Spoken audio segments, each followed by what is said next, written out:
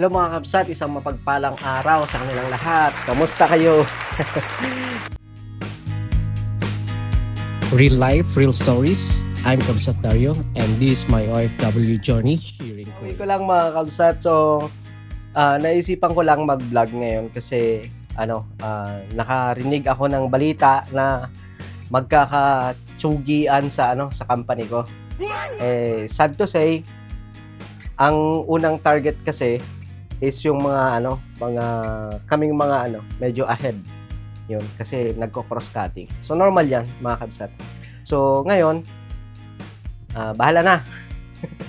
Bahala na si Batman at Superman, mga kabsat. So ipagpapasa Diyos ko na lang ang lahat. Kung sakali mang makapasali ako, pero wag naman sana sa tanggalan ng company. Parang masaya pa, no?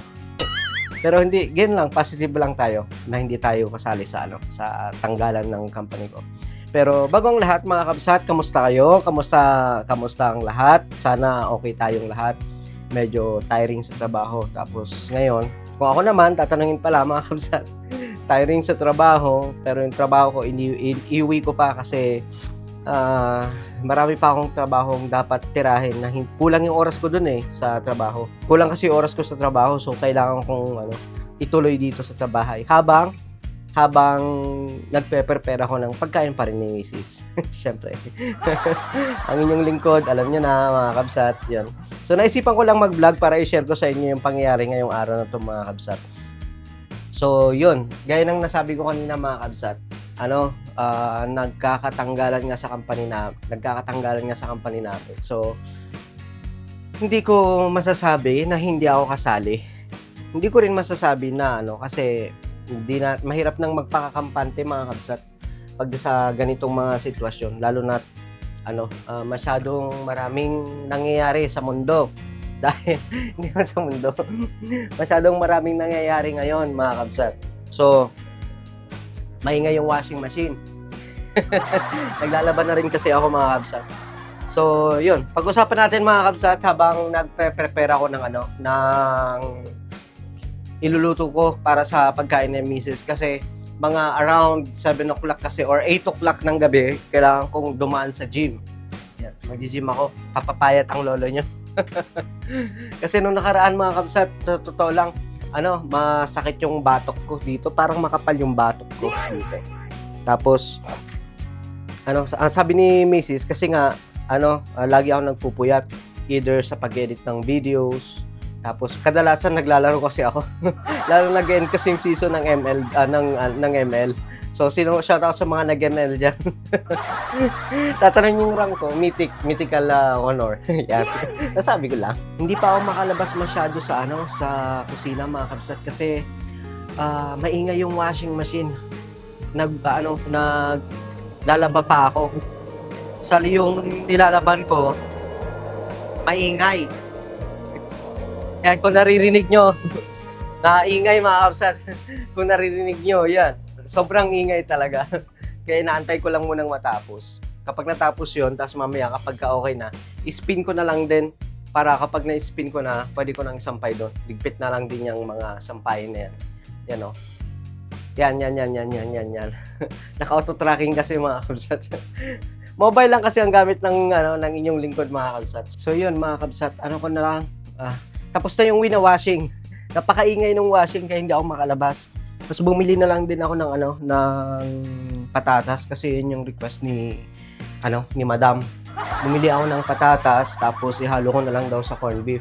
May kanin pa naman yata kami. Magsasaing na lang din ako. Ayan, patatas tapos mag-corned beef na lang kami, mga kabsat. Take note, bagong sahod pa yan napadala na lahat sa Pinas. So ayan, mga kabsat, magsasaing na lang din ako kasi, mga kabsat, konti na lang yung kanin namin. Pangatlong araw na to itong kanin. Nire-ref lang namin kaya hindi siya napapanis. Kasi konti na lang din ako kumain, mga kabsat. Kasi kailangan ko magbawas ng timbang. Bali, iluto ko na lang tong corned beef. Igigisa ko na lang. Hala, panis na yata to. Patay. Ay, hindi pa naman. Bawasan ko na lang itong medyo basa dito.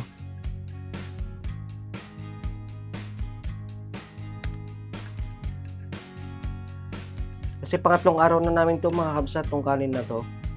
Naka-ref lang siya kasi hindi siya nasisira masyado. Hindi siya mabilis masira. Tapos, so yun, balik tayo sa trabaho ko mga kabsat. Yun, nabalitaan ko nga na balita pa lang naman, wala pang official. Kumbaga, hindi pa official na nakamemo na hindi pa kami pinapatawag kung sakaling kasama ko. Pero sana naman mga kabsat, wag naman no. Kasi matagal nang naririnig yan na magtatanggalan daw ulit, pero hindi pa naman sure kung talaga magtatanggalan. Kasi maganda kasi yung company ko, gumagawa talaga sila ng paraan para hindi matanggal yung mga tao nila. So, let's see what will happen next. We don't know yet. Sabi nga. Good luck to us. Good luck to everyone.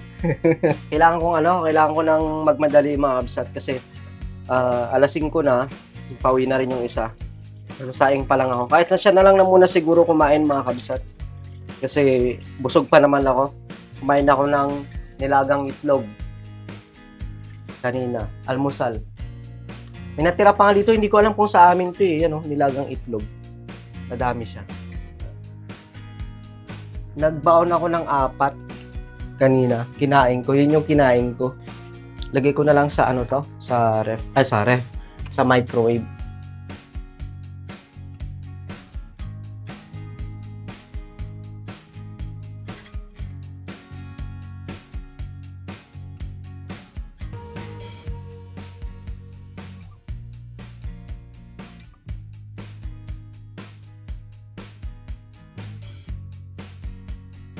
Nangiram pala ako ng luya sa kasamahan ko dito. Kasi wala kaming luya, tinatamad na akong bumaba. So huli ko na, patunay ko ta video. Nangiram ako ng luya nila. Nagpaalam naman ako mga kabsat, no? Hindi naman yung basta-basta ako kukuha na hindi nagpapaalam. Naku, last na salang na lang pala tong namin. Shredded na bawang namin. Dapat pala di pa nakabili si madam eh. Tunog na naman ang tunog yung mobile. Kasi payroll na. Ako nakatoka sa payroll namin mga kabsat. Akong nang gumagawa ng payroll. Though hindi ko naman talaga trabaho yun, pero sa akin pinapagawa. Kumbaga pinagkatiwala sa akin yun. Kasi makwento ko lang mga kabsat, sekreto natin. Alright.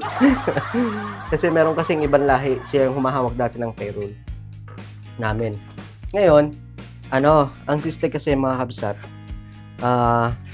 yung siyang humahawak ng payroll namin, gumawa siya ng kabalbalan. Yung kabalbalan na ginawa niya, yung mga hindi na active na tao, sumasahod pa rin. Tapos, on his name, by his name, kiniklaim niya yung sahod. Di ba ang galing? Kiniklaim niya yung sahod ng mga inactive na tao. Nabuko lang siya. Masama lang kasi nabuko siya. Wala dito yung pinakaamo namin. Nakabakasyon siya. Kaya, yun. Simula nung gano'n nangyari, hindi sila basta-basta nagtitiwala. Sa pogi lang nagtitiwala. Hindi, joke lang. Nagka-leche-leche yung payroll nila. Tapos, hanggang sa dati kasi siya lang humahawak. Ngayon, binigay sa akin yung payroll. Nung akong humawak ng payroll, hindi pa pala akong humawak ng payroll. Meron pang ibang lahi ulit na humawak ng payroll. Tapos, nung hinawakan naman yung payroll ng ibang lahi, nagkaroon pa rin ng problema. Pero, yung problema na yon, hindi dahil sa pagnanakaw. Yung problema na yun dahil sa performance naman ng tao. Tapos nung ganon, hanggang sa nawala na lang yung taong yun, ako lang pinaghawak. Siguro magpo 4 years na akong mahawak ng payroll namin. I'm glad to say na buo pa rin yung tiwala nila. Na kapag ko, kasi ang ginagawa ko si mga kabsat, kapag nagtatrabaho ako, kahit dito sa bahay, kahit na masamang siya, na hindi siya dapat gawin, kahit dito sa bahay, basta na-pendingan ako ng trabaho, ginagawa ko pa rin siya. Kasi hindi ako, yung peace of mind ko mga kabsat, hindi kasi ako, mapakali. Not unless, tapos talaga yung trabaho ko. Ganun yung nagiging sistema ko. Dapat matapos ko yung trabaho ko para, makapagpahinga ako ng maayos, magawa ko yung mga dapat kong gawin. Yan. kaya ako natigil nung 2022 sa pagbablog. Kasi kung sana nagtuloy-tuloy lang yung pagbablog ko ngayon, siguro sana marami nang nanonood sa akin. Siguro marami na rin akong subscribers. Siguro nakilala na rin ako. Siguro marami na. Siguro din hindi rin ako nakilala. Siguro din nag-fail din ako. Pero wala kasing masama mga kabsat kapag tinatry natin. Try lang ba ng try. Nagsisi din ako mga kabsat kasi una sa lahat nakinig din ako sa mga sinasabi nila, mga payo nila. Na wala daw ako mapapala sa vlogging. Wala nga ba? Sa ngayon wala. Pero hanggang dyan kayo mga kabsat. Siguro, inshallah, the word na inshallah mga kabsat, ano yan, Arabic word in which ang ibig sabihin, in God's grace. Alam mo na. So yun,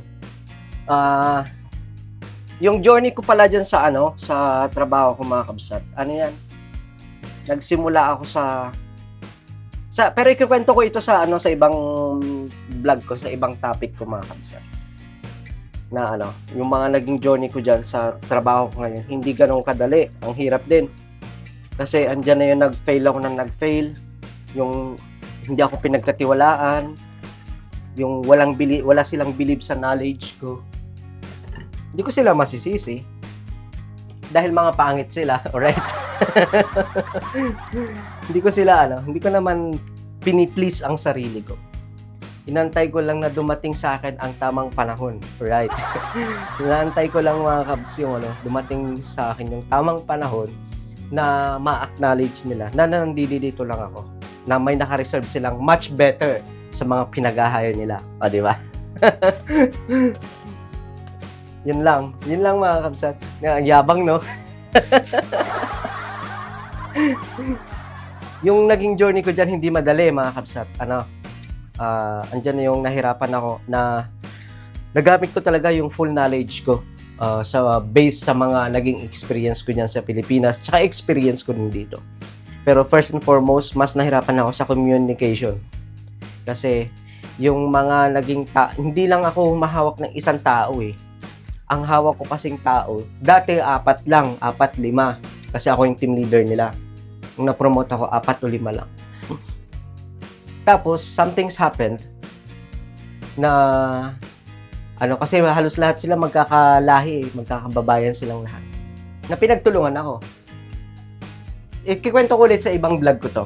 Pinagtulungan ako hanggang sa kinaya ko naman yung pressure na binibigay nila.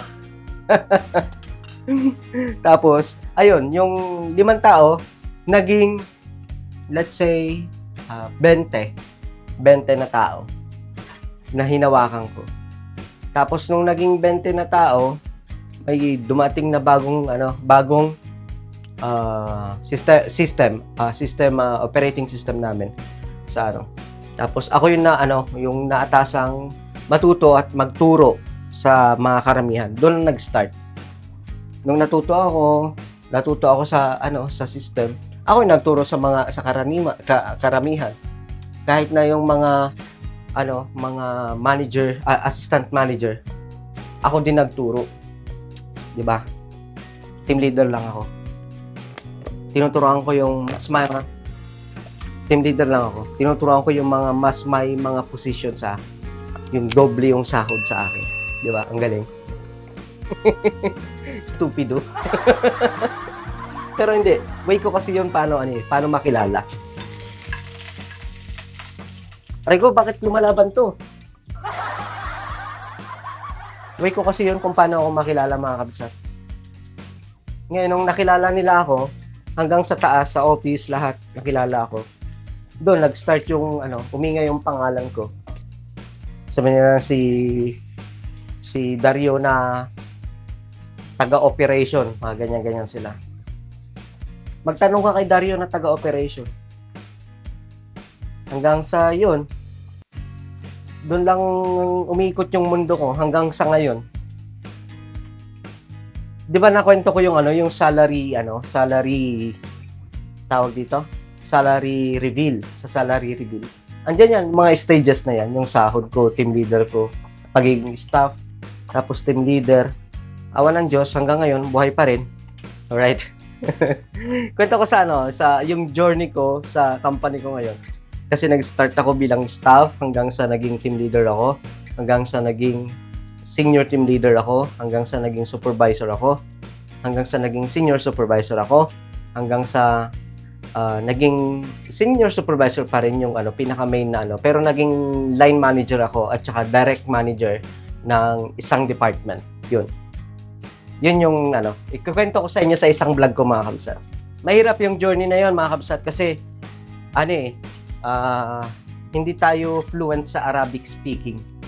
Hindi ako fluent sa Arabic speaking. Siguro kapag fluent din ako sa Arabic speaking, mga siguro goods to go. Din ako. Ang dami yatang patatas nito Naparami yung patatas ko Tapos ang liit-liit lang ng corned beef. Parang inulam lang yung parang ginawang kanin yung patatas. Mahirap yung naging journey ko sa trabaho ko ngayon, mga kabsat. Hanggang ngayon, nagtitiis pa rin. Pero kapag tinanggal pa rin nila ako, okay lang din. Hindi naman sa nagmamalaki ako, mga kabsat. Kasi, kung tinanggal nila ako, parang apat na taon tinanggal nila kapag tinanggal nila ako. Though, hindi ko sinasabing magsasara yung company ko kapag tinanggal ako. Pero, kailangan nila ng 4 na tao para gawin lahat ng trabaho ko. Ganun ako ka-flexible sa trabaho. Hindi ako nagyayabang, mga kabsat. Totoo lang yung sinasabi ko. Kasi yung trabaho ko, hindi ko dapat tinatrabaho, pero binibigay sa akin, tinatanggap ko lang ng tinatanggap. Kasi ako kasi yung tipo ng taong mga kabsat, na laging lumalabas ako sa comfort zone ko kapag alam ko na. Yung natuto na ako, mga kabsat. Lagi akong lumalabas sa comfort zone ko. Lagi kong dinadagdagan yung knowledge ko. Kapag nadagdagan yung knowledge, panibagong knowledge na naman. Panibagong challenges na naman. Ganun kasi yung ginagawa ko ngayon, mga kabsat. Kaya, hindi naman sa nagpapakampante ako, mga kabsat. Pero siguro sa palagay ko lang, sana, hindi ako mapasali sa listahan. Pero kung mapasali ako sa listahan, mga kabsat, sa akin, hindi ko masasabing okay lang. Kasi sayang din yung trabaho. Mahirap, lalo na ngayon, mga kabsat. Ang hirap maghanap ng trabaho ngayon dito sa Kuwait, mga kabsat. Sobrang hirap. Walang business. Ang down na lahat ng mga business, mga kabs. Hindi ka makakakita agad-agad ng trabaho na maganda. Minsan nga, makikita mo pang trabaho ngayon. Makakakita ako ng trabaho at makakakita ako. Pero ang pinaka-problema dyan, kung same pa rin ang sahod ko, yung makukuha ko, yung makikita ko. Hindi natin masasabi, mga kabsat That unless, sumugal ulit ako. Yung tipong wala na talaga akong choice. So, yun lang muna, mga kabsat, sa araw na to, mga kabsat. Pero bago ko po i-end yung video ko, maraming po salamat sa mga nanonood at patuloy na sumusubaybay ng mga episode ko sa pag-share ko, pagdo-document ko ng buhay ko dito sa Kuwait. Thank you so much, mga kabsat. Maraming salamat po talaga sa mga sumusuporta. Sa mga kaibigan ko din na patuloy nanonood kahit nagsawa na sila sa pagmumukha ko. Thank you so much, mga kabsat. Hanggang sa muli po, mga kabsat. Kung umabot ka sa puntong ito ng aking video, malaking pasasalamat ko po talaga sa inyo, mga kabsat. At comment down below kung saan po kayong lugar nanonood, mga kabsat. So, tatry nating hindi ko itatry. Pinapangako ko po na magre-reply ako, na mag-message pa, na i-re-replyan ko yung mga comments niyo. Thank you so much, mga kabsat, sa pagsama sa akin ngayong araw na to. Hanggang sa muli, mga kabsat. Assalamualaikum. Kabsat Dario, signing off.